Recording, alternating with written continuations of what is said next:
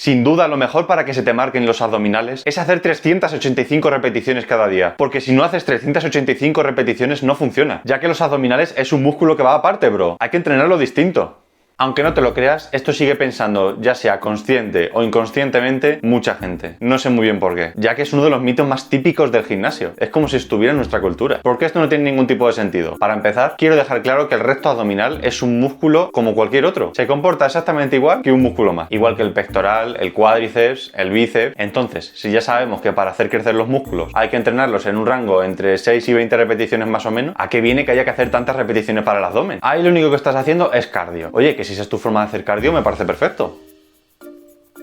También sabemos que para ganar masa muscular la clave es aplicar la sobrecarga progresiva. Entonces, ¿qué sobrecarga progresiva vas a hacer si siempre estás haciendo el mismo número infinito de repeticiones cada vez que entrenas en el abdomen? En ese caso, lo que está ocurriendo es que los cuadritos que tienes escondidos debajo de esa manteca se están riendo de ti. Por lo que ya tenemos claro que el abdomen es un músculo como cualquier otro, que hay que hacer sus series efectivas a la semana, aplicando intensidad, por favor, que casi se me olvida, aunque no debería hacer falta ni decirlo. Entrenarlo entre 1 y 3 veces a la semana y en un rango de repeticiones que te recomiendo que sea entre 10 y 20. Si lo que te acabo de contar ya lo sabía, ahora viene lo bueno porque esto es incluso más común dentro de la gente del gimnasio. No soy ningún experto en biomecánica, pero algo que tengo claro es que, por favor, todos estos ejercicios de elevaciones de pierna, ya sea tumbado, de pie o colgado, tienes que saber que el abdomen no se contrae, es decir, no trabaja. Pero Frank, ¿qué dices? Que cuando estoy tumbado elevando las piernecitas que me gasto, me toco el abdomen y noto que está duro. Maravilloso. Y es completamente cierto. Pero tienes que entender una cosa. Los músculos pueden contraerse o simplemente activarse, ya sea para cualquier función. Aquí yo estoy activando simplemente el bíceps y todos tenemos claro que con esto no va a crecer. Y esto sería contraerlo, que en un rango de repeticiones e intensidad adecuado es la forma de hacerlos crecer. Pues con el abdomen igual. Tú puedes activarlo en cualquier momento. Pero cuando realmente se contrae es cuando enrollas el tronco en un crunch abdominal, ya que la función del abdomen es esta. Para seguir con el ejemplo de los bíceps, no sé si lo sabrás, pero tú cuando haces cruces de poleas para pectoral, el bíceps está activado en todo momento, porque hace una función estabilizadora para que los codos no se te vayan a dar un paseo y nos llevemos un susto. Pues todos tenemos claro que en este ejercicio el bíceps no se va a hipertrofiar. Volviendo a los ejercicios de pura elevación de pierna, la única función que tiene ahí el abdomen, al igual que los bíceps en los cruces de poleas, es de estabilización, porque realmente los músculos que se contraen, los que trabajan de verdad, son unos que tenemos por la zona de las ingles, que se llaman psoas, cuya función es flexionar la cadera, ya sea moviendo la cadera hacia abajo o las piernas hacia arriba. Por lo tanto, ¿qué hacemos con las elevaciones de pierna? Pues pura flexión de cadera y nada de enrollamiento de tronco. Otra cosa es que si estás tumbado y además de hacer las elevaciones de pierna también levantas el culo del suelo, en ese caso sí que se contrae el abdomen, porque estás enrollando el tronco. Pero esto sigue sin tener sentido porque lo primero y más importante, forzar a trabajar el psoas lo único que te va a traer son problemas de molestia. Y lo segundo, hacer el gesto que te he dicho de elevar los glúteos con las piernas en alto, ¿cuántas repeticiones puedes hacer hasta llegar al fallo? Seguro que unas cuantas más que 20. Y aún así, en el caso que llegaras al fallo, ¿está fallando antes el psoas o el propio recto abdominal? Porque ya te aseguro que los abdominales no. Además, yo hace no muchos años hacía el ejercicio este de plancha isométrica pensando que estaba trabajando el abdomen. Y una vez que lo piensas en frío te dan ganas de reír, porque no tiene ningún tipo de sentido. Y es que todo esto está tan extendido que incluso le preguntas al todopoderoso ChatGPT y pasa esto. A ver,